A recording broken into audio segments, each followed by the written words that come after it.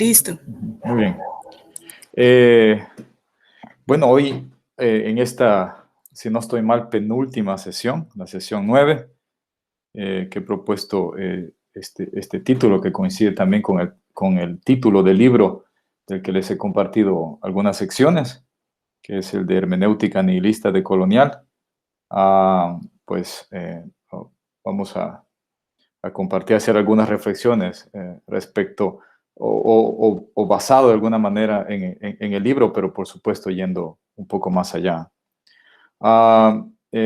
Por diversas circunstancias, me parece que con algunos de ustedes he coincidido en algún momento. En todo caso, he intentado seguir la mayoría de sesiones de este curso por un interés particular que despierta en mí la temática del pensamiento decolonial y principalmente por la curiosidad de la incorporación de autores y autoras que renegarían de ser consideradas y considerados autores en esta línea del pensamiento decolonial. Me ha gustado la manera bastante abierta que se ha tomado el término decolonial, que me parece que, y es la manera en que a mí me gusta entenderlo, no como una especie de escuela cerrada y determinada por unos autores y algunas líneas de investigación o algunos conceptos. Así que ha sido hasta ahora muy enriquecedor poder estar en la mayoría de sesiones y ver la manera en que precisamente la manera en que se han ido incorporando y reconfigurando lo que podemos entender por pensamiento decolonial, y es la manera en que precisamente yo me identifico con el pensamiento, con esta línea de pensamiento decolonial. Entonces he preparado una presentación bastante larga. Espero que me dé tiempo de abordar los puntos que a mí me interesan, y si no, pues llegaré hasta donde el tiempo no lo permita, procurando disponer de minutos, ¿verdad?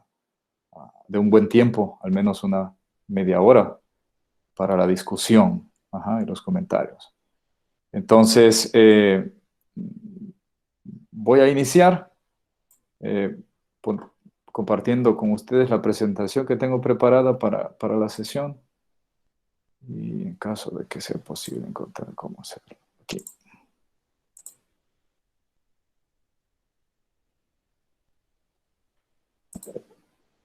Esto debería de funcionar así.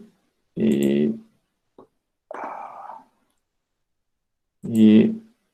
si no estoy mal, vamos a ver. Ya está. Ya, pero creo que salí de ella. Ok, espérame. Solo creo que hice algo aquí que no debería haber hecho.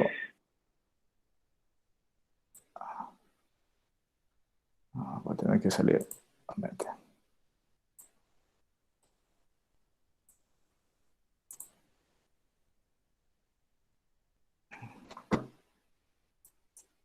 Aquí estás.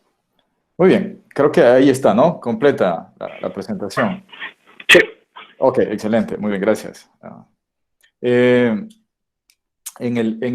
Voy a iniciar, voy a leer algunas partes, en algunas otras voy a ir saltando, voy a improvisar un poco más. No tengo la habilidad de ser muy estructurado cuando hablo sin un esquema.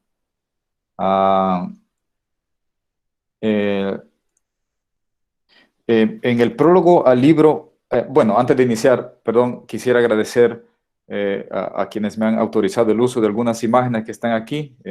Manuel Chabajay, un artista maya Sutujil, Ángel Pollón, un artista maya cachiquel.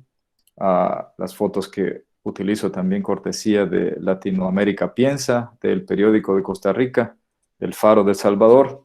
Y bueno, y extiendo también el agradecimiento por la invitación a esta sesión por Luis Alvarenga y los colegas de la UCA El Salvador.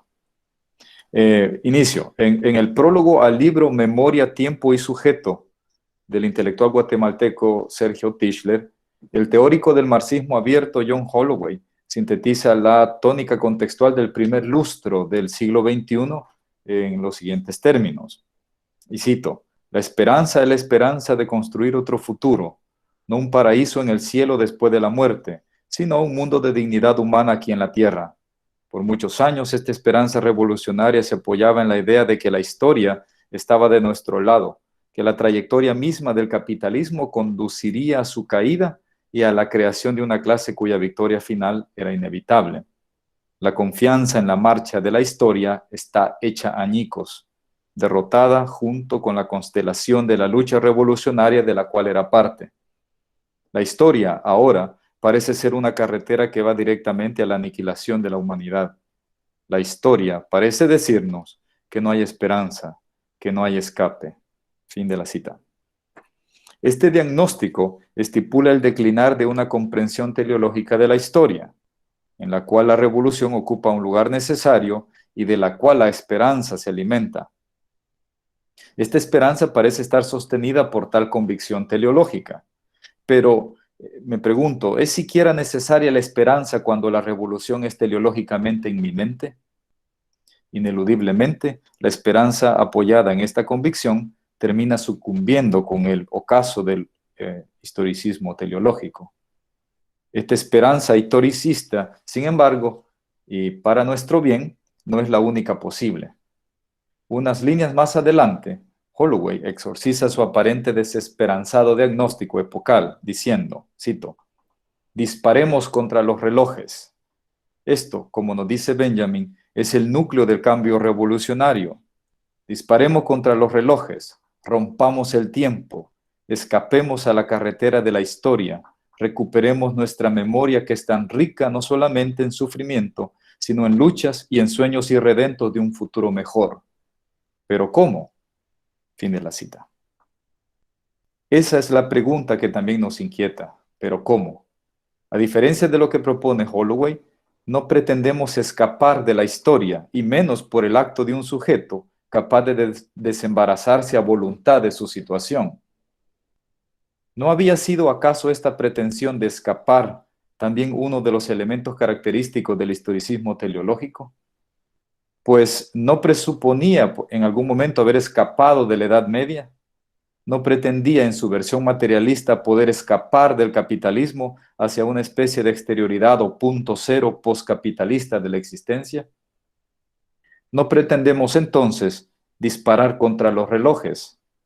De lo que se trata aquí es de distorsionarlos, colocarlos, digamos, en su lugar, junto a otros relojes, junto a otras formas de aprehensión de la temporalidad.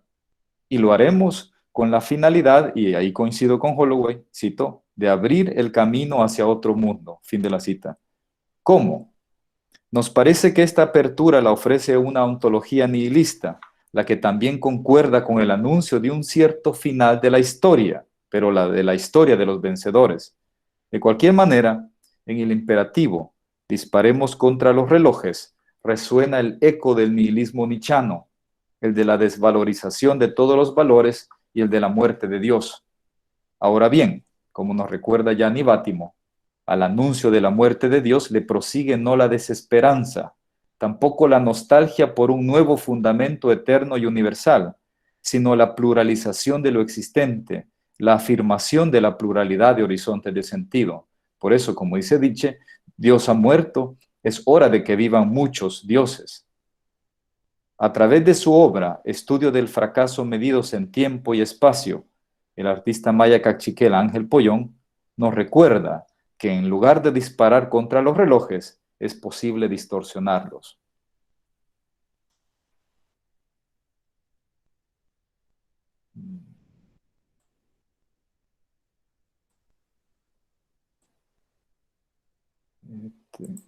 Aquí.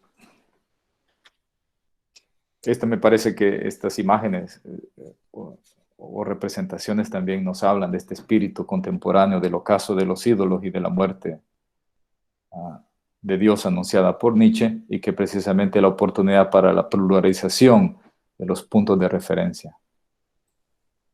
Esta exposición entonces está configurada alrededor de una doble tarea. En primer lugar, intentaremos dar razón de la esencia del mundo moderno colonial, lo que equivale a una reflexión acerca de la ontología que propicia la colonialidad. La segunda tarea, la más extensa, consiste en ofrecer una perspectiva panorámica de los tres elementos que componen el título de esta sesión, pero sin seguir el orden sugerido por este. Así, hablaremos en primer lugar del nihilismo, esto es, la condición de la existencia en la época del ocaso de los ídolos. Seguidamente, abordaremos el sentido de la hermenéutica en tanto que la filosofía de la época del nihilismo. Finalmente, daremos algunas pistas teóricas de las posibilidades decoloniales de la hermenéutica nihilista. Afirmamos aquí que el giro decolonial es uno de los síntomas de la época inaugurada por el anuncio de la muerte de Dios y una expresión de los alcances políticos, epistémicos y ontológicos de este evangelio nichano. El mundo colonial es el horizonte de sinsentido marcado por la cotidiana amenaza de la explotación, la humillación, la marginación, la tortura, la violación y la aniquilación del colonizado. Este mundo promulga, impone y defiende un único horizonte de organización de la existencia y de las relaciones inter- y transpersonales, a partir del cual toda forma otra de ser en el mundo es evaluada. Se le acusa de anidar una surrepticia sedición ontológica, expuesta bajo vigilancia, disciplinada y, de ser necesario, aniquilada.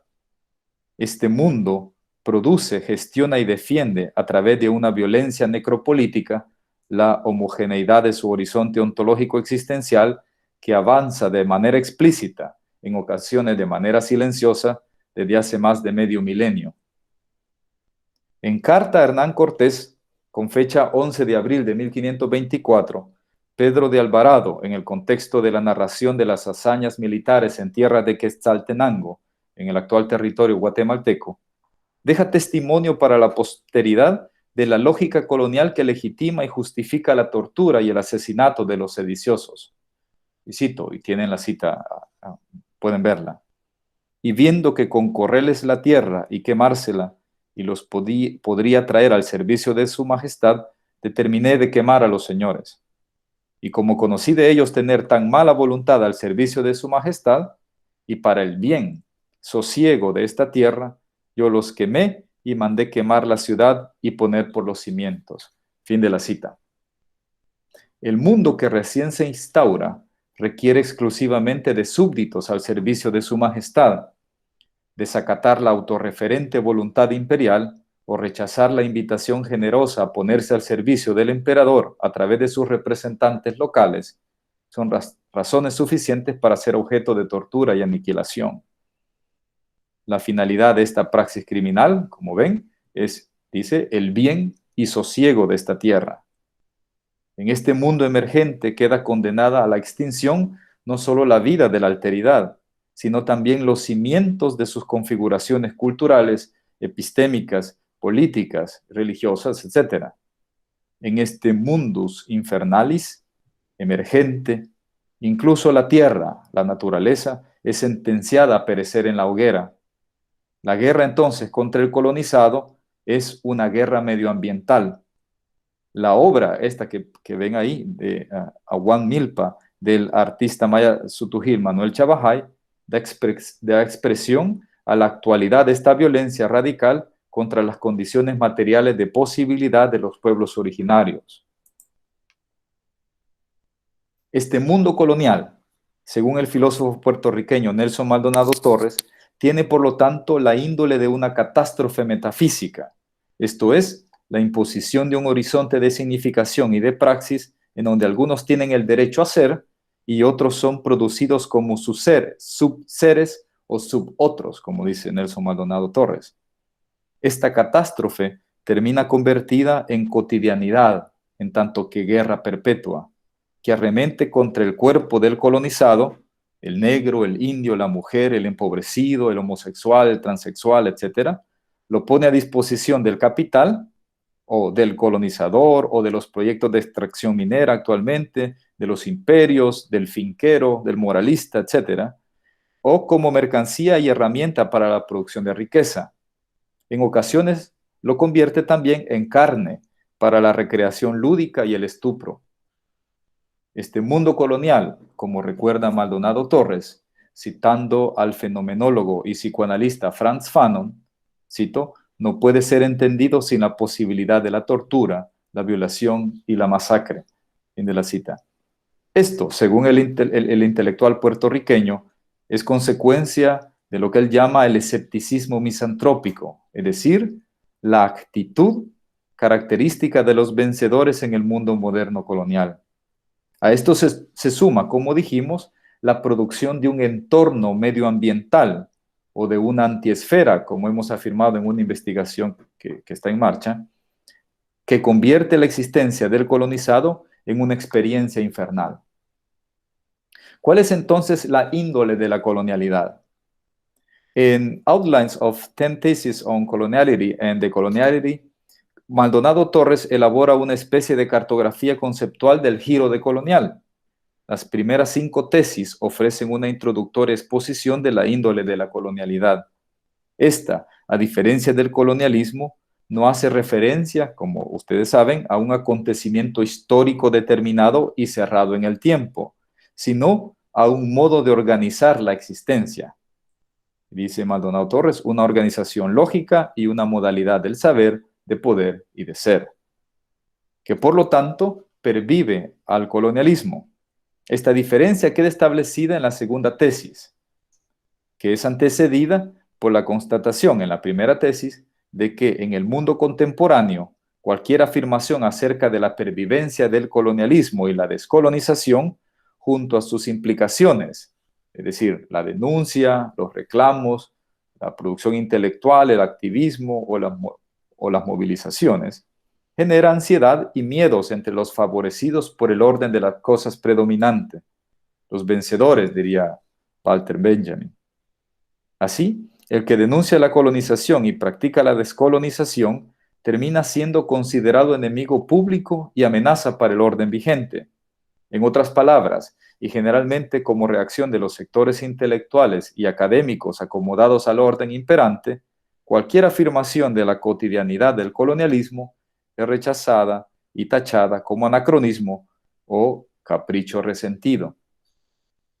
La primera tesis, entonces, enfatiza, o esta tesis, el contexto y las actitudes que emergen tras la constatación de la realidad contemporánea del colonialismo y los esfuerzos de descolonización que el colonizado empuja. Estas reacciones tienen que ver con la ansiedad generada por el desacomodo del orden de las cosas imperante, provocado por los movimientos de descolonización en los lugares que emergen. La tercera tesis entra ya en materia conceptual y presenta a la modernidad, colonialidad, como una, dice, y cito, forma de catástrofe metafísica, así la llama Nelson Maldonado Torres, que naturaliza la guerra y la convierte en un fenómeno cotidiano, transformándola en guerra perpetua contra los cuerpos de las y los colonizados. Esta catástrofe metafísica es tal, ya que acontece a nivel existencial, implicando al saber y al ser, las relaciones interpersonales, los modos de ejercicio del poder, así como a la experiencia espacio-temporal de la cotidianidad. Esto es una jerárquica organización tanto de las relaciones geopolíticas como de las interpersonales. Emerge así, como dice Maldonado Torres, un catastrófico orden de las cosas, que tiene como principal consecuencia la activa y continua deshumanización del colonizado. La cuarta tesis, por su parte, enumera algunos de los rasgos de la cotidianidad del mundo moderno colonial. Entre estos se encuentran la naturalización del exterminio, de la dominación, la explotación, la muerte temprana, la exposición a la tortura y la violación. Los cuerpos de los y las colonizadas están ahí a disposición de la crueldad del colonizador, expuestos a un continuo estado de excepción que posibilita la guerra perpetua contra el enemigo, en este caso el colonizado. Finalmente, en la quinta tesis, el filósofo puertorriqueño ofrece una estructural comprensión de los 3 tipos de colonialidad imperantes y sus elementos, esto es, la colonialidad del poder, la colonialidad del saber y la colonialidad del ser. Articuladas, estas 3 variantes de la colonialidad producen y posibilitan una particular visión del mundo y con ella un determinado modo de concebir la identidad humana y las subjetividades. Según Maldonado Torres, estos tres modos de la colonialidad, interrelacionados siempre ya entre sí, son, dice él, configurados, sino constitutivos, esta es una cita, por la catástrofe metafísica, por la naturalización de la guerra y conquista y por las diversas modalidades de diferencia humana que se desenvuelve en las zonas de ser y no ser. Fin de la cita. Siguiendo a Frantz Fanon, el filósofo puertorriqueño ve en la subjetividad el denominador común de las distintas modalidades de la colonialidad. El sujeto, por ende, se convierte en el campo de lucha, que por un lado busca ser siempre controlado y dominado, y por otro, es el punto de entrada en la revisión crítica de las concepciones modernas coloniales del ser, el poder y el saber, como dice Maldonado Torres. Este sujeto, en tanto que campo de lucha, es también capaz de formular analíticas de la colonialidad y de ejercitar una intersubjetividad amorosa y donante. Este sujeto decolonial es capaz de desafiar los términos en los cuales el poder, el saber y el ser se imponen y con los que intenta homogeneizar la existencia humana. Este desafío conlleva, según Maldonado Torres, y cito, la formación de nuevas prácticas y maneras de pensar, así como una nueva filosofía, entendida decolonialmente, en tanto que oposición a la colonialidad y como la afirmación de formas de amar y comprender que promueven una abierta y encarnada interrelacionalidad humana.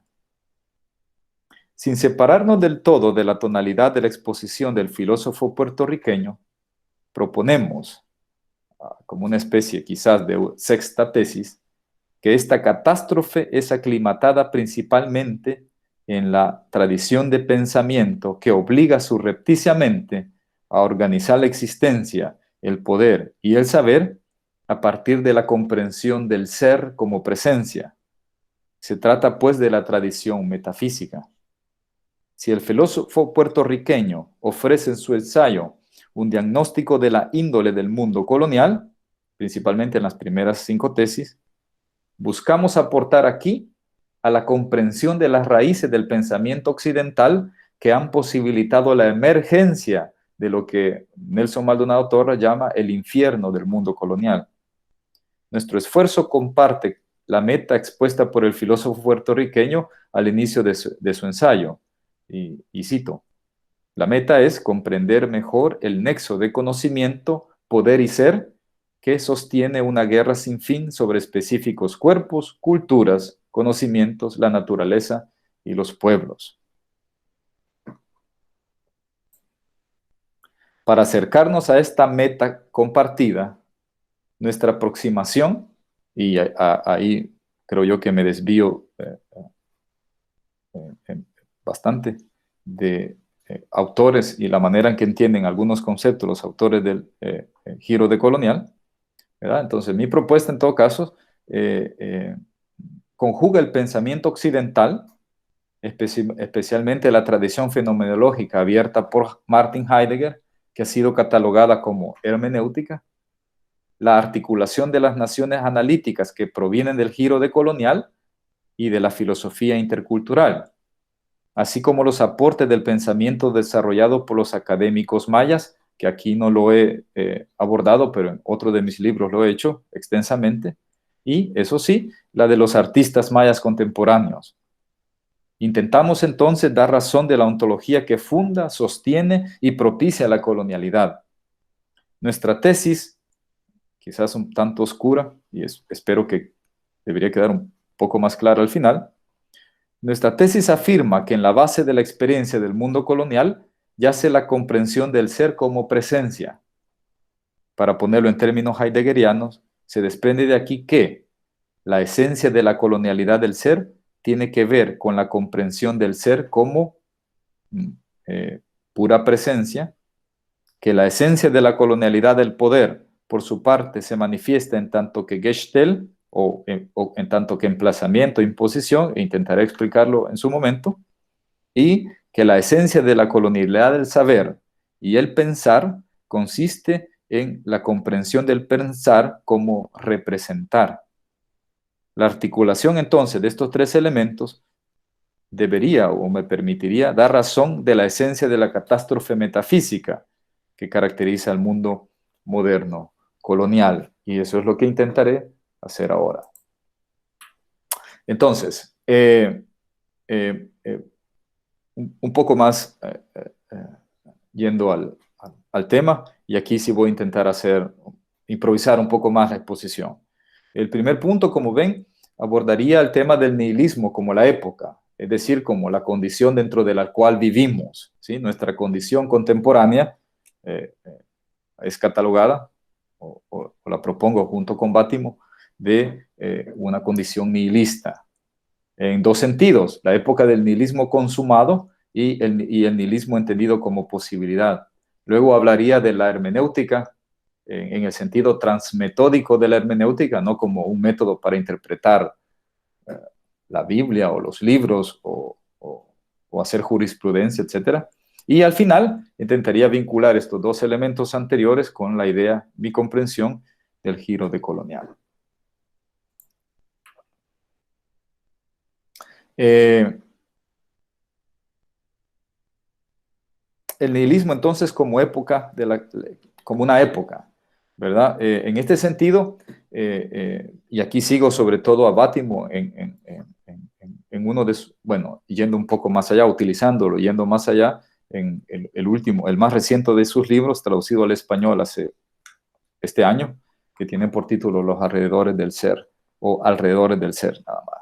Entonces, para Bátimo, por un lado, el nihilismo es una época. ¿Y cómo está configurada o caracterizada esta época?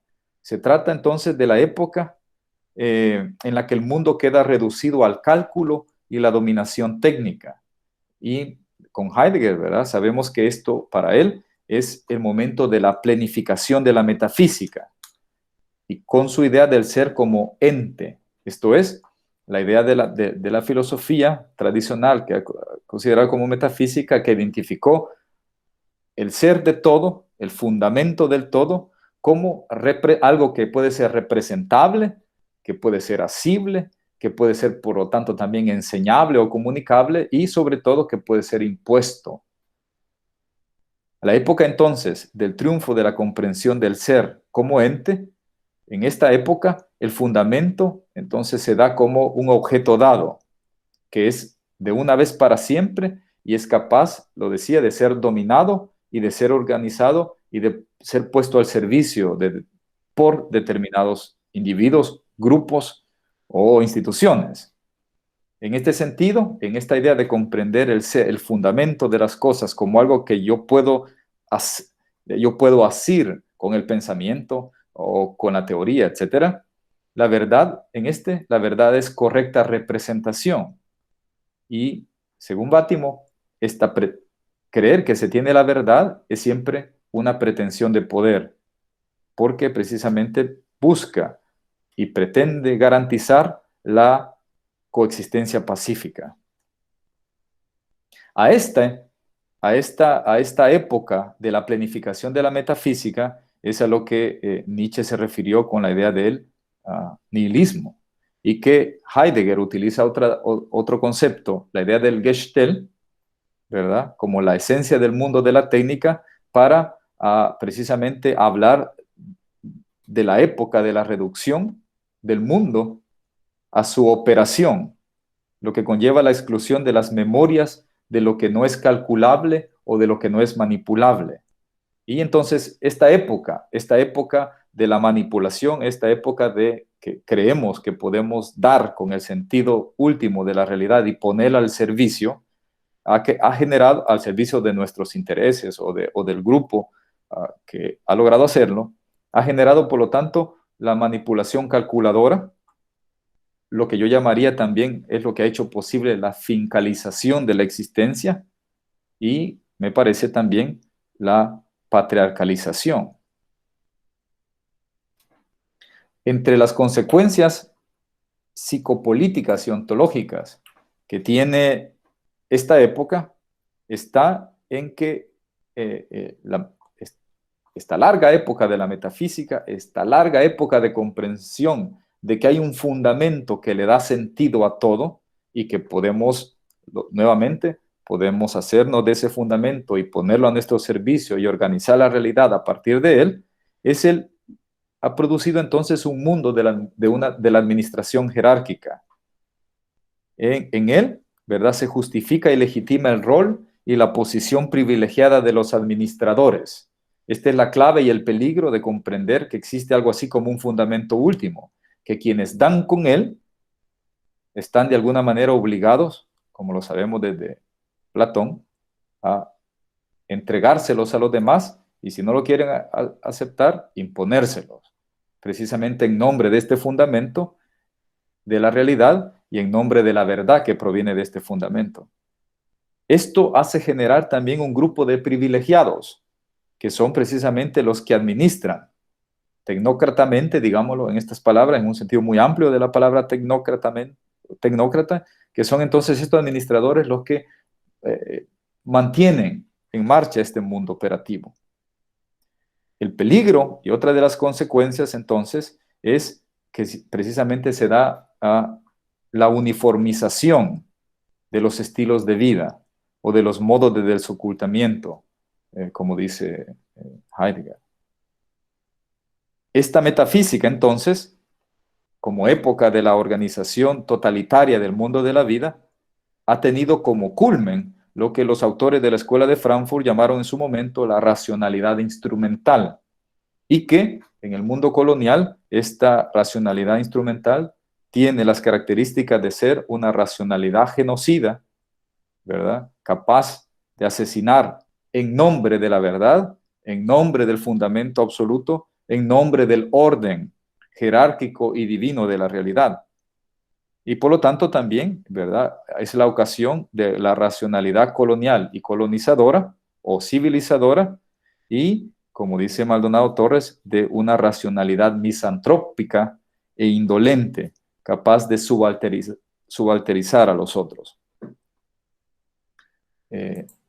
Y que es precisamente lo que yo propongo con la idea que he desarrollado en otras partes, y si vieron el video está presente ahí, la idea precisamente de la lógica del requerimiento, y que es un patrón de poder que se ha seguido reproduciendo a lo largo de los siglos y sigue presente. Lo único que ha cambiado son sus representantes, pero aún muchas pretenden ser capaces de dar con el sentido último de la realidad, con un fundamento que le da sentido a todo, con las estructuras de la realidad. ¿Y cuál es el problema de esto? Que precisamente es la ocasión para generar el autoritarismo, porque quienes dan con ese fundamento último se sienten obligados a administrarlo y a imponérselos a los demás a través de la retórica de la verdad absoluta y de la enseñanza de cómo está estructurada la realidad. Esto entonces lo que genera es una especie de fetiche de la uniformización, o como dice Sloterdijk, otro de los autores que también que me ocupo, una especie de fetiche de la sustancia. Todas entonces los proyectos civilizatorios o intelectuales que pretenden dar con el fundamento que explica toda la realidad, están atrapados, ¿verdad?, en esta gran época del nihilismo consumado, de la posibilidad de creer que somos capaces, en tanto que humanos, o en general, de dar con el fundamento último de la realidad. Y que si vemos estas dos imágenes, tanto del libro de Guamán Poma como de este libro del siglo también XVI, XVII, que presenta también la comprensión en ese momento aún cristiana y criptocatólica del orden del mundo, vemos que sigue siendo reproducido o es reproducido en la época colonial, en el surgimiento del mundo colonial, incluso por aquellos que hoy en día también nos sirven para pensar la descolonización, como es en el caso de Guamán Poma. Y si vemos, él también presenta su propuesta en los términos del colonizador, es decir, reconociendo la estructura jerárquica de la realidad, porque él también entonces pertenece a esa época, a la época de,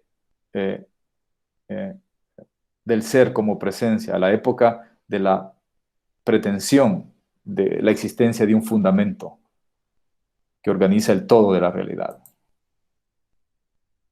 Y si vemos, pues también hoy en día, como lo he presentado en otro lugar, vemos que sigue presente en distintos lugares de Latinoamérica esta pretensión de dar no solo con un fundamento cualquiera, sino con el mismo fundamento con el que se instauró el mundo colonial. ¿Sí? Si esto es en el siglo XVI, seguimos viendo que en el siglo XX todavía se mantiene esta lógica que yo llamo la lógica de requerimiento. Por eso es que la colonialidad es una época, ¿verdad? Es una época de larga duración. Y por eso que en el anuncio evangélico o de buena nueva de Nietzsche, de que Dios ha muerto, es precisamente donde, vamos a verlo, se abre una posibilidad. Pero, como dice Nietzsche, el fin siempre es de larga duración. Vemos esto entonces, este es un ejemplo de la reproducción de la lógica del requerimiento recientemente, y incluso más cercano para algunos de ustedes lo que ocurrió en El Salvador a inicios de este año, ¿verdad? Que precisamente vemos nuevamente a un presidente electo democráticamente pretender ser el medium de el fundamento último de la realidad, que para muchos es Dios, y que precisamente es el único que autoriza o es capaz de autorizarlo para atentar contra la democracia, ¿verdad? Porque la democracia, precisamente como ustedes saben, tiene como, lo propio de la democracia es no contar con un fundamento último, sino que lo propio de las estructuras democráticas es lo anárquico, es decir, una especie de configuraciones post-fundamentales o de fundamentos, en todo caso, previstos o establecidos por el acuerdo y el diálogo. Entonces, en muchos lugares, al menos de Latinoamérica, pero sabemos que lo mismo ocurre en Estados Unidos, lo que está ocurriendo también en Polonia es un ejemplo también de esto, y en otros lugares es de que todavía, incluso hoy en el siglo XX, en el siglo XXI, todavía estamos atrapados por esa lógica del fundamento que yo llamo la lógica del requerimiento. Pero en todo caso, el nihilismo es también una posibilidad, en tanto que el ser humano y el mundo pierden, por lo tanto, en esta época, los rasgos que le había conferido la metafísica. Y como dice Heidegger, citando a Hölderlin, donde crece el peligro, crece también lo que salva. ¿Por qué? ¿Qué es lo que surge con el nihilismo? El nihilismo como época de la muerte del Dios o del ocaso de los ídolos, etc. Este nihilismo entonces ha posibilitado hoy, de alguna manera, darnos cuenta, o al menos interpretar de esa manera, que existe y ha existido el mito de la modernidad, y por lo tanto somos capaces ahora de hablar del fin del mito de la modernidad. Este nihilismo también ha sido producido, irónicamente, por los mismos vencedores, al desmentir con su praxis los valores que proclaman. Y este nihilismo se puede convertir en una posibilidad si se radicalizan sus alcances liberadores. Esto es lo que llaman algunos, el mismo Nietzsche o Bátimo, el nihilismo activo. En la época entonces, el nihilismo podemos entender el nihilismo como una época del anuncio de una buena noticia.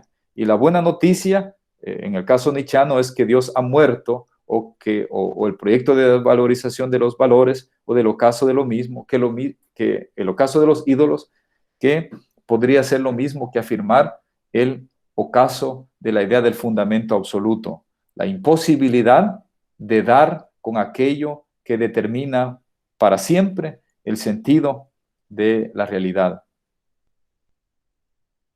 Esto entonces, en todo caso, tiene algunas consecuencias psicohistóricas, políticas y ontológicas. Por un lado, es la época de la situación del debilitamiento de los principios absolutos. Ante esta situación hay dos opciones.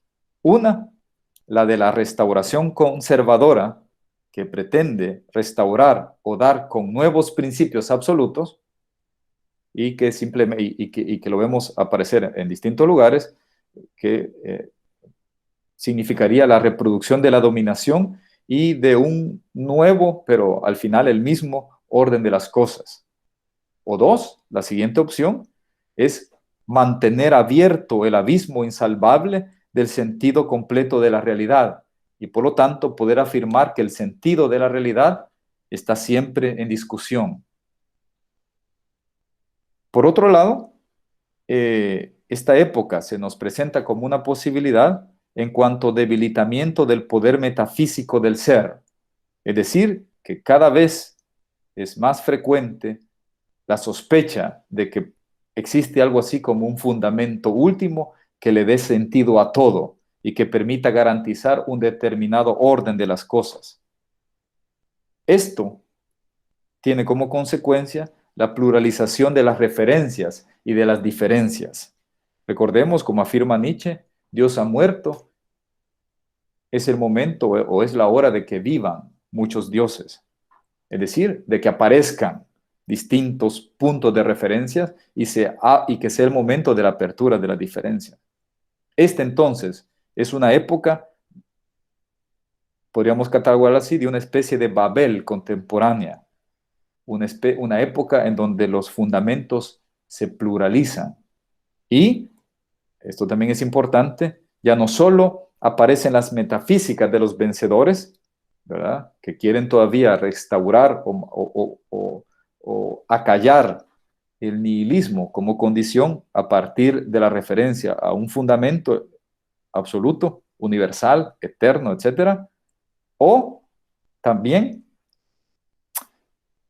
como una manifestación de esta Babel contemporánea han emergido también metafísicas, pero esta vez de los vencidos o de los colonizados, que también en algún momento acuden a la idea de un fundamento último que puede ser étnico, que puede ser lingüístico, que puede ser el origen de una especie identitaria, originaria, intocable, que se ha mantenido a través del tiempo y que puede servir para salvarnos, ¿verdad? Pero en todo caso lo que vemos es surgir esta pluralidad de fundamentos, lo cual precisamente nos habla de una época podríamos catalogar como la época de una Babel contemporánea. Esto entonces produce una situación que requiere, por lo tanto, una interpretación que nos involucra y nos requiera de alguna manera. Y es aquí en donde, creo yo, surgen como expresión de esta pluralidad de referencias, como expresión de esta Babel contemporánea, distintas teorías que cada una explican de algún modo el sentido de la realidad.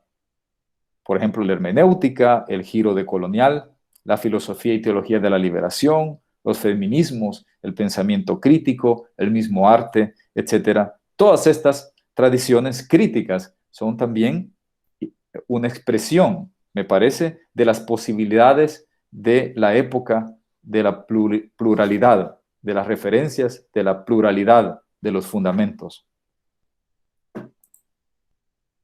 Y nuevamente, ¿verdad?, presento esta imagen y me hago esta pregunta, ¿no? ¿No busca el giro decolonial también una desnaturalización de cualquier centro único de referencia y de las pretensiones iluminadoras de los saberes imperiales?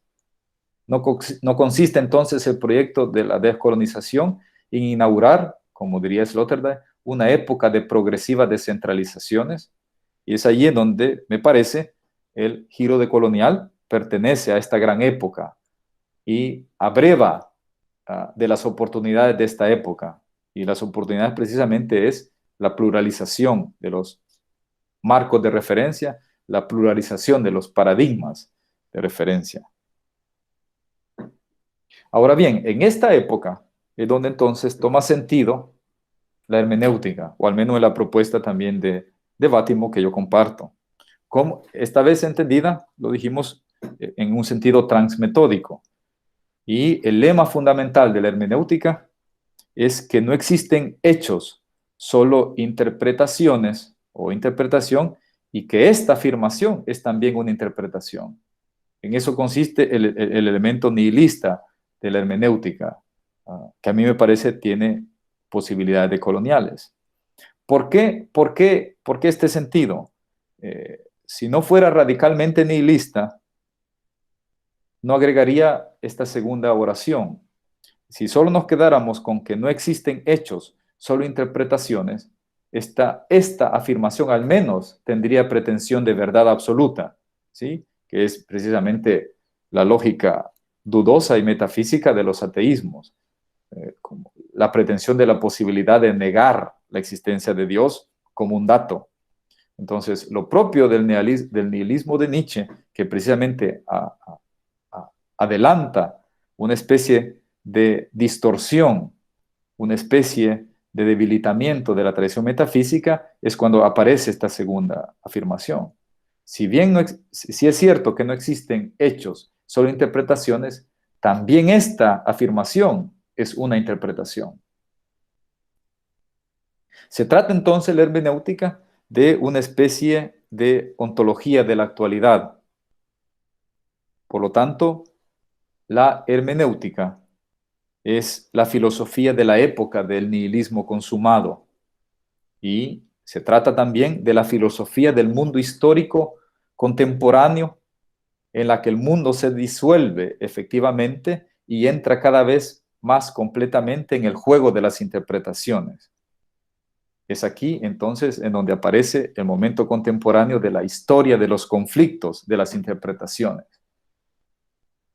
La hermenéutica también, dice Bátimo, es la nueva koiné contemporánea, la especie de nuevo lenguaje común, y que de algún modo, al menos en la perspectiva de Bátimo, él incorpora a corrientes tales como el postestructuralismo y algunas perspectivas de la filosofía de la ciencia, como la idea de paradigma de Thomas Kuhn, ¿verdad? Y también el anarquismo científico de Paul Feyerabend.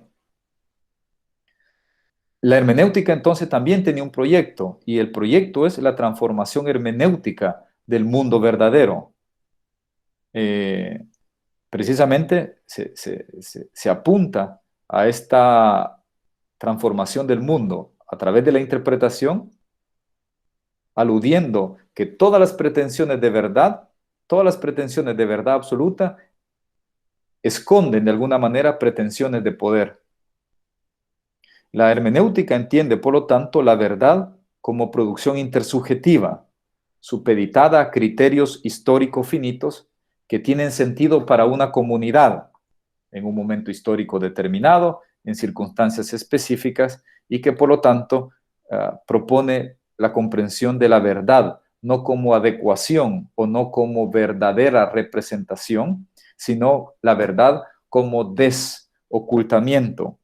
En este sentido, una verdad que al desocultar algo, a la vez oculta lo demás, o siempre sabe que queda oculto algo. En este sentido, esta hermenéutica, por lo tanto, afirma argumentativamente el juego de la lucha de las interpretaciones, el juego o lucha de las interpretaciones globales. Esto es, el multiculturalismo, las escuelas de pensamiento, las distintas teorías económicas contemporáneas, los distintos proyectos de liberación y los procesos de descolonización, etc. Por lo tanto, esta es la filosofía de la época del fin del ser entendido como fundamento. Y por lo tanto, es la época del ser es la época en donde el ser ya no es entendido como fundamento, sino como evento, es decir, como posibilidad histórica.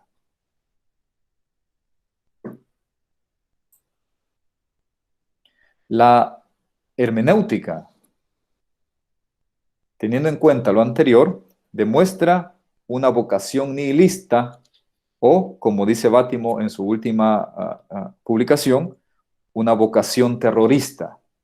¿Por qué? Porque se trata de un pensar y una praxis que afirma y confirma el ocaso de los ídolos contemporáneos, que afirma y confirma el ocaso de las metafísicas hegemónicas, de la moralidad del vencedor, de las presunciones del linaje, que es donde se sostiene la idea de raza, y de el vigor contemporáneo de los legados coloniales. Es entonces terrorista y nihilista porque arremete contra el mundo dado y verdadero, que casi siempre es el mundo dado y verdadero de los vencedores. Y por lo tanto arremete contra, y por esto también es terrorista, porque arremete contra la lógica que hace posible pensar que existe algo así como la realidad, que tiene un fundamento y que puede ser administrada por un grupo determinado. Es decir, esta hermenéutica también es terrorista porque no afirma que ahora quienes tienen la verdad y a quienes hay que considerar para restablecer el orden auténtico de la realidad sean los colonizados o los vencidos. No, a esta hermenéutica lo que le interesa es mantener precisamente esa tensión irresuelta del conflicto de las interpretaciones. Apela, por lo tanto, a transformar, en esto sí, el mundo a partir de la memoria de los vencidos. No para poner esa memoria como fundamento último, sino para pluralizar precisamente los diversos sentidos de la realidad.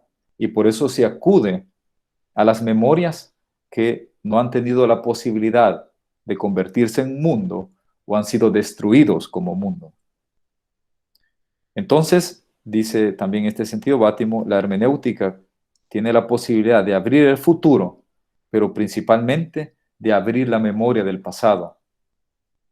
Es por esto que para esta hermenéutica, interpretar es transformar.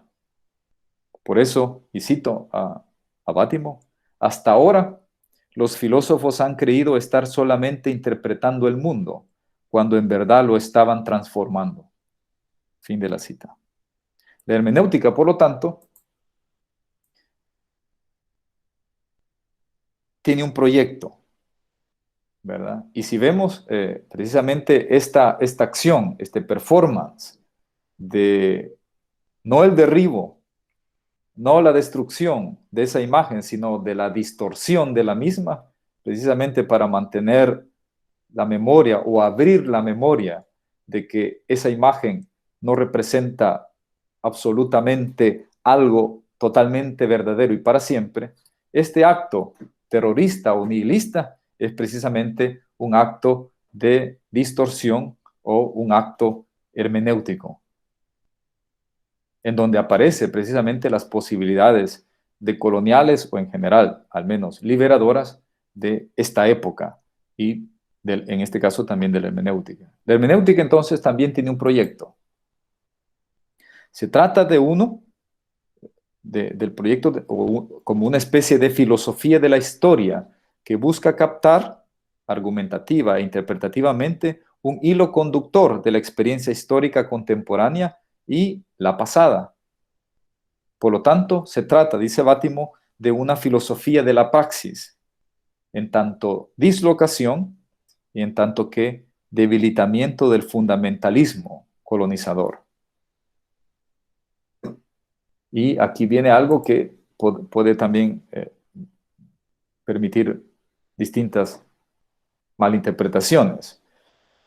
Bátimo reconfigura la idea del Übermensch, del sobrehumano o la sobrehumanidad.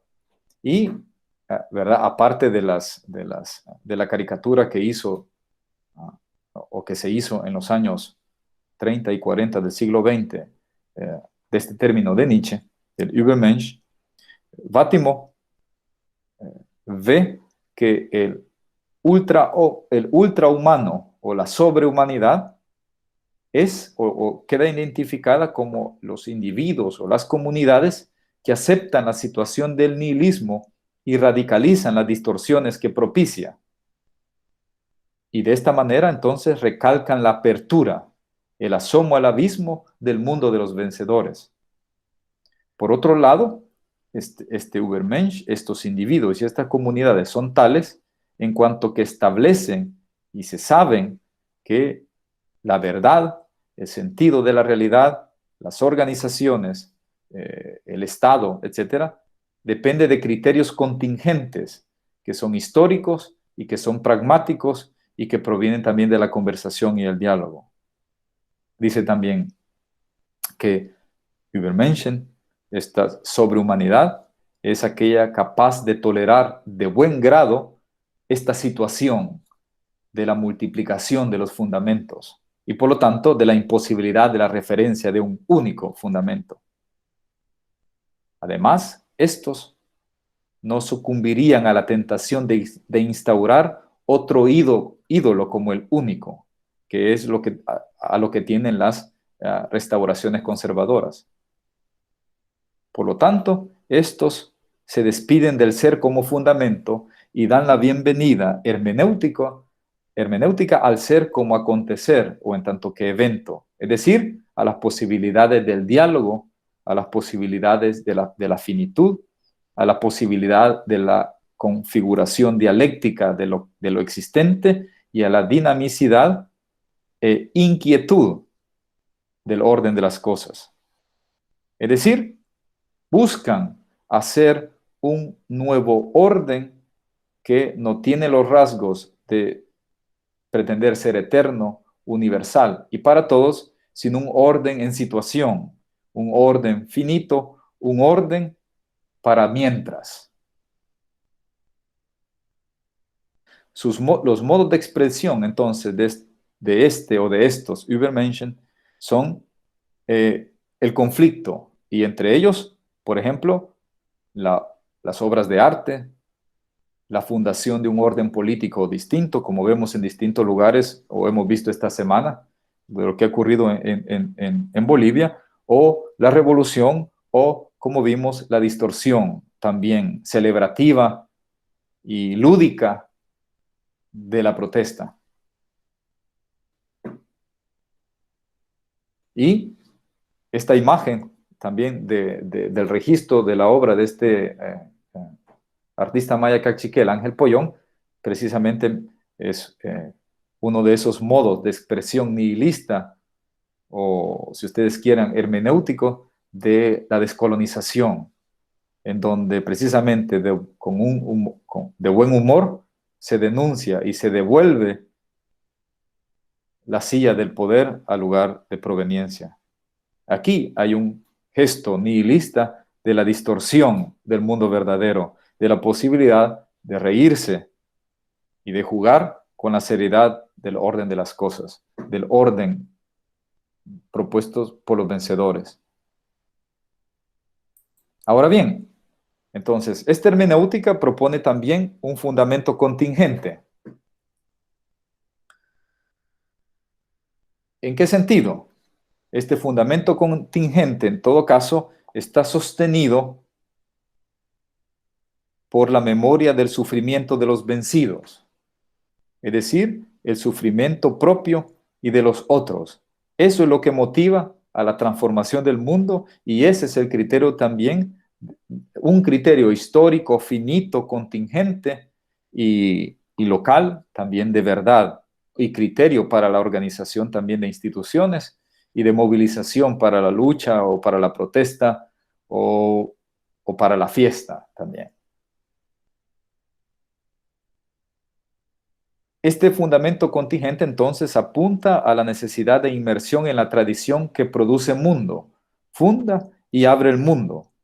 Esto es, en aquellas tradiciones, ¿verdad?, que han sido silenciadas, que están en ruinas, que precisamente no han tenido la posibilidad de configurar un mundo. Es entonces la memoria de los antepasados explotados.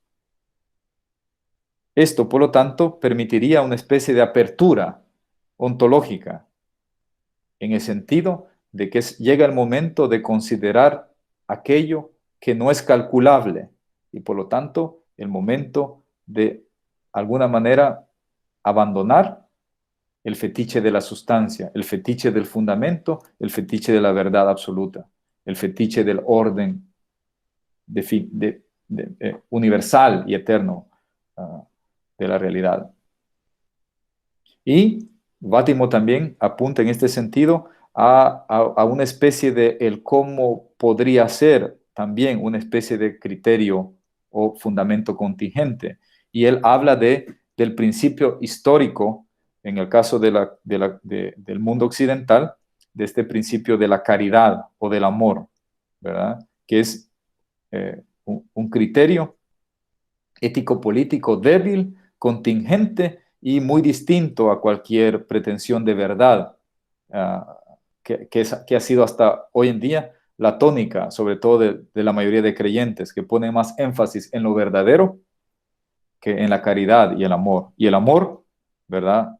Al menos como lo propone Bátimo en este sentido, y que yo comparto, es anarquista, ¿verdad? Está siempre por darse, es un don, es un evento, es algo que no podemos calcular, que no podemos también poseer, administrar o desechar, ¿verdad? Porque es algo que da, también nos atrapa, pero que también es posible llevar adelante. Bátimo también propone como este fundamento contingente entender la tradición o la historia, y allá hay un juego también del alemán como algo que no está cerrado, es decir, que no es pasado y que es inescrutable, sino como algo en el que estamos comprometidos. Y en este caso, en alemán, la configuración del pretérito perfecto se dice ich bin gewesen, y literalmente en español sería yo soy sido, ¿verdad? En alemán sabemos, perdón, en español sabemos que utilizamos para la construcción del perfecto el verbo haber, yo he sido. En alemán, el elemento de la referencia al pasado se puede construir precisamente como aquello que soy, pero que está cargado del pasado, está cargado de circunstancias, está cargado de una tradición. El pasado entonces siempre está presente y siempre está ahí, de alguna manera, para ser disputado o para abrirlo, en este caso. Entonces la tradición aparece en este sentido como posibilidad todavía abierta. Además, y este es el último elemento, este fundamento absoluto apunta a la este fundamento contingente apunta a la inserción en el horizonte heredado para debilitar el mundo en el que hemos sido arrojados, en el sentido de la rebelión, una especie de rebelión contra el destino. Pues bien, estos son los elementos de tanto el nihilismo como una época que algunos, ¿verdad?, la ven con preocupación y que denuncian a quienes hablan del nihilismo como una especie de demonización, y otros, como el caso de Bátimo, que ven en el nihilismo una posibilidad. Aquellos que tienen más que perder con el nihilismo son los vencedores de la historia, y quienes tienen la posibilidad de avanzar sus luchas y de encaminar la restauración de lo negado son precisamente los vencidos. Los vencidos entonces tendrían una posibilidad en la época del final de los fundamentos absolutos. Un final, recordemos que es de larga duración.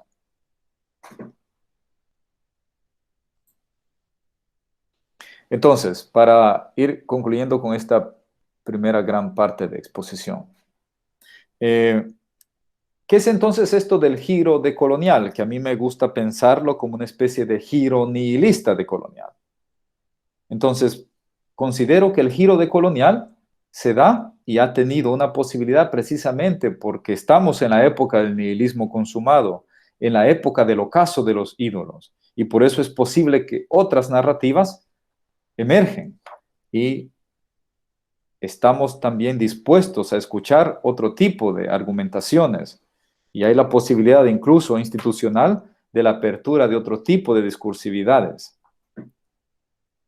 Este también, el giro decolonial, es una especie de nueva koiné, de un lenguaje común, más o menos, ¿verdad? Una especie de proyecto común o de jerga compartida, una especie también de comunidad de intérpretes, en algunos casos con aficiones metafísicas y fundamentalistas, pero parte también de este momento epocal importante que al final también muestra una especie de dinámica y que es también heterogénea del sur global. Es entonces un lenguaje común, una jerga común en, para y del sur global.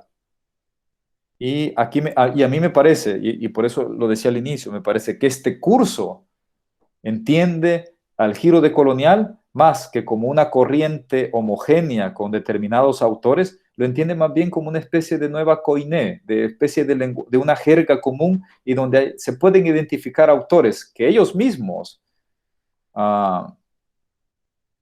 rechazarían ser incorporados a esto del giro decolonial, ¿verdad? Porque hay muchas rencillas dentro del grupo y otros fuera del grupo. Pero me gusta pensar que el giro decolonial es precisamente una especie de proyecto en donde podemos encontrar parecidos de familia entre diversos proyectos, aunque ellos explícitamente dicen que no son familiares en ese sentido del proyecto de la descolonización. En fin, me parece que entonces el giro decolonial es una nueva koiné para y del sur global. Es, por lo tanto, lo he dicho, una especie de expresión del nihilismo contemporáneo, que es global y planetaria. Y por lo tanto, este giro es uno más entre otros procesos también de crítica y de descolonización que demuestra la vigencia de este mundo policentrado. Y por lo tanto, esa expresión, el giro decolonial, de un nihilismo activo, de un nihilismo que ve, de un posicionamiento ante esta época de la eclosión de los valores, perdón, del decaimiento de los valores de los vencedores como una posibilidad de descolonización, de lucha, etc. Los proyectos de descolonización, entonces, me parece, y también el giro decolonial, es síntoma de la época de la muerte de Dios, del nihilismo generalizado. La descolonización, me parece, puede ser entendida como un evento que nos involucra en el proyecto de transformación de la experiencia común, moderna colonial. Los movimientos indígenas, entonces, también son ocasión y provocan este nihilismo cada vez más generalizado. Los movimientos indígenas desde sus principios, desde sus perspectivas, en algunas veces también con bastantes dejos metafísicos, pero en todo caso apuntando o motivados por el deseo de una vida buena o el buen vivir, debilitan, distorsionan o nihilizan, digámoslo así, el mundo de los vencedores, el mundo de los colonizadores a partir de sus metafísicas. ¿Y cómo lo debilitan? Precisamente pluralizándolo. Como lo que ocurrió también en los años, a mediados de los 90 en Guatemala, donde el pueblo maya de Guatemala, ¿verdad?, obliga a los vencedores, a los colonizadores, a reconocerlos también a ellos como pueblo. Y precisamente utilizan las herramientas legales, ¿verdad?, institucionales que están ahí y que de algún modo garantizan el poder para introducir su agenda. Entonces ellos también, si eso es suficiente o es insuficiente, ese es otro tema de discusión. Me parece que en todo caso han logrado pluralizar la comprensión de la identidad en Guatemala, han logrado pluralizar la comprensión del conocimiento y han logrado también poner en entredicha una idea de humanidad instaurada por los vencedores o los colonizadores o los finqueros, en el caso guatemalteco y centroamericano. Entonces, el giro decolonial, me parece, entonces apunta o podemos entenderlo como una especie de proyecto de la restauración de la memoria y de la praxis de la indisciplina social. El giro decolonial, entonces, también quiere llevar al nihilismo a sus últimas consecuencias. Y me parece que una de las últimas consecuencias de la radicalización del nihilismo, lo he dicho, es la pluralización.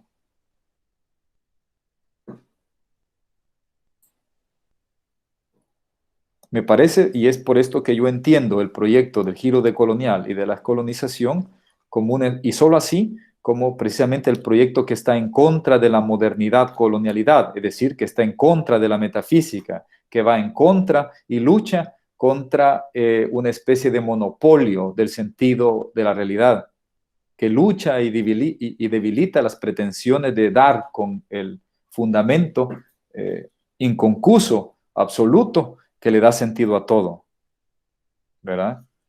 A mí me parece que este es el aporte fundamental, nihilista y hermenéutico, y por lo tanto descolonizador, del giro decolonial.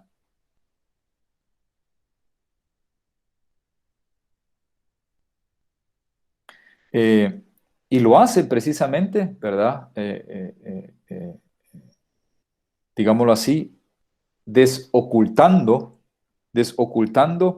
una época, la época de la administración total de la existencia a partir de un fundamento inconcuso, como dijimos, y como vimos, que es Dios, los valores supremos, la iglesia, etcétera, que aún sigue bastante vigente, como lo vimos en las fotos anteriores, ¿sí?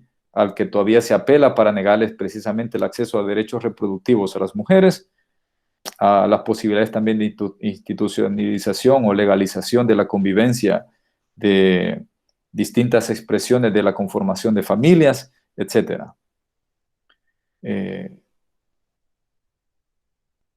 Este mundo contra el que arremeten, también ese es el mundo también organizado, o esta comprensión civilizatoria, digámoslo así, también organizado a través del fundamento absoluto, que solo reconoce súbditos y dominadores, y que en el momento de llevar adelante sus proyectos civilizatorios solo reconocen una afirmación de parte del colonizado o del vencido, y es esta la de Ecce ancilla Domini, he aquí el esclavo o la esclava del Señor.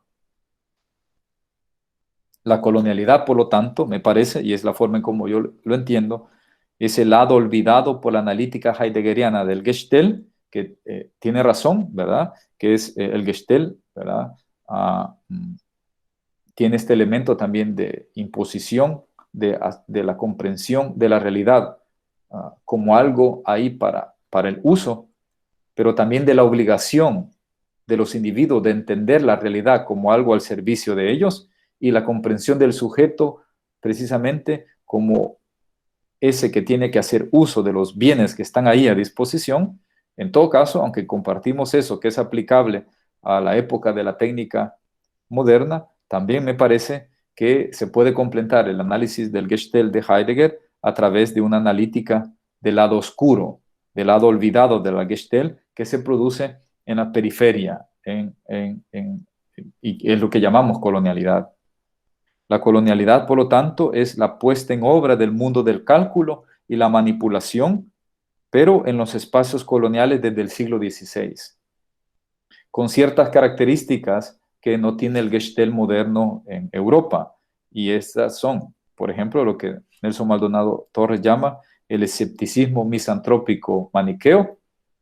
Básicamente se puede entender como la duda de las capacidades, bueno, primero la duda de la humanidad del vencido o del colonizado, y después de haber sido reconocido como humano, en todo caso, la duda y la sospecha de sus habilidades o de sus destrezas culturales, epistémicas, etc. También se caracteriza por la naturalización de la guerra perpetua y lo que él llama, como vimos, la idea de la producción de una catástrofe metafísica. Entonces, esta es la idea de la lógica de requerimiento, que si han visto el video, lo expongo de alguna manera.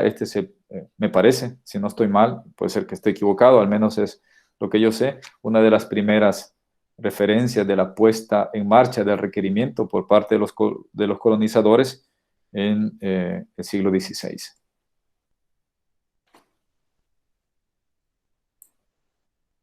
Y me parece también que lo que permite el giro decolonial es entender y desocultar esta idea de fundamento. Lo que sostiene la realidad del mundo moderno colonial no es un principio absoluto, ¿verdad?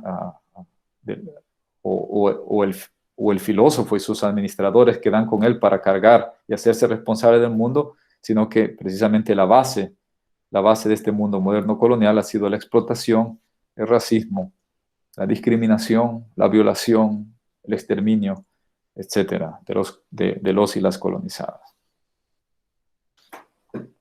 Y que esta obra de Manuel Chabajay, me parece, en comparación con el mito, ¿verdad?, de la metafísica europea, nos da una idea de cómo invertir o distorsionar estas ideas de fundamento. El giro decolonial me parece entonces que tiene una especie de inflexión en el giro decolonial y por el giro decolonial. Y entonces a mí me parece, y yo propongo hablar de una especie de nihilismo decolonial. Y este nihilismo decolonial se expresaría a través de 3 subgiros. El primero, el subgiro político, que ha habido dentro de la discusión del giro decolonial un paso de la comprensión del poder a la política, y sobre todo con la propuesta de Santiago Castro Gómez acerca de la constitución ontológica del antagonismo, que a que se tiene acceso también en este libro, a mí me parece importante, de Santiago Castro Gómez, que se llama Revoluciones sin sujeto. El otro, el subgiro, también a nivel epistémico, se ha tenido que ver con la idea del polílogo de saberes, ya no de diálogo de saberes o de monólogo de saberes, sino del polílogo de saberes. Y esto implica el paso de la idea de la representación, que es el modo en que el pensar moderno colonial nos obliga a pensar, representarlo todo, dar razón de las cosas tal y como son.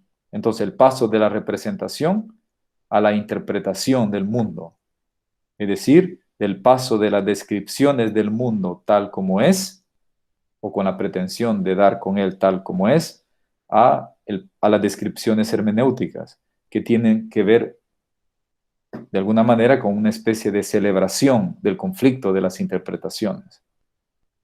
Y finalmente, en donde yo ubico ese trabajo al que ustedes han tenido acceso en algunos capítulos, una especie de subgiro ontológico, es decir, una comprensión de la colonialidad del ser, en tanto que del ser de la metafísica y como la posibilidad en donde se fundan los fundamentalismos, haga la reducción, y también de la idea de la decolonialidad del ser.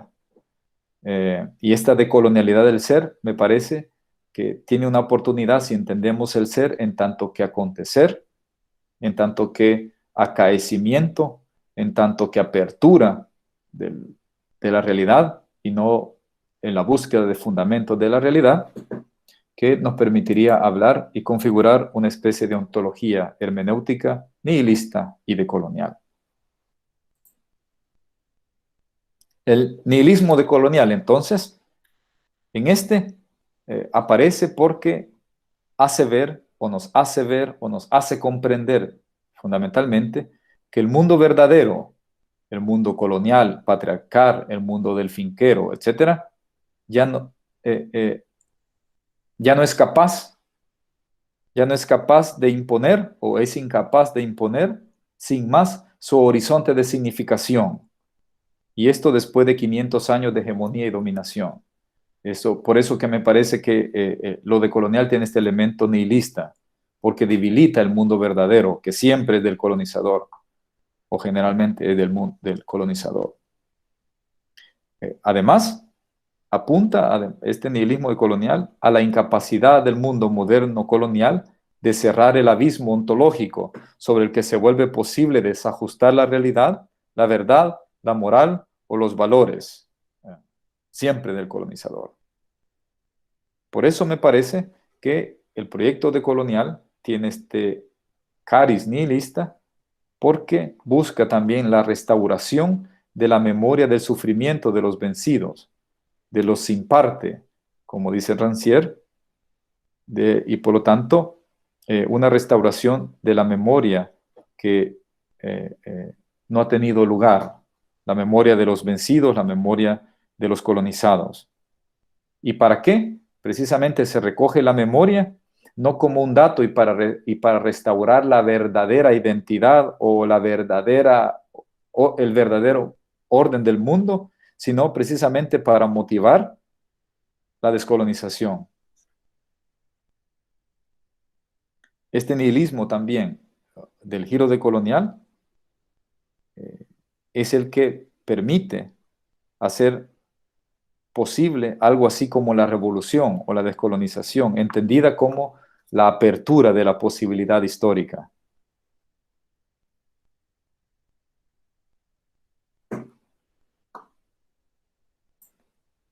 Y esto tal vez lo podría hacer mención en otro momento. En todo caso, me parece que, y lo voy a dejar aquí, solo quisiera plantear dos preguntas generales.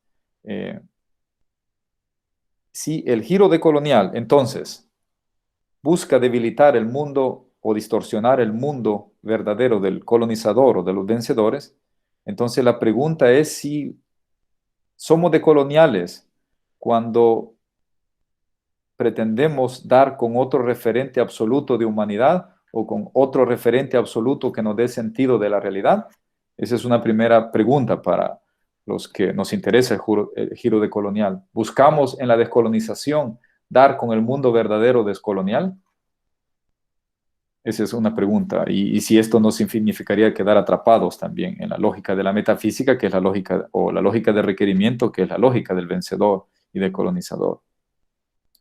Entonces, el giro decolonial, pretende, por lo tanto, construir otro mundo, esta vez en nombre de otro fundamento también absoluto.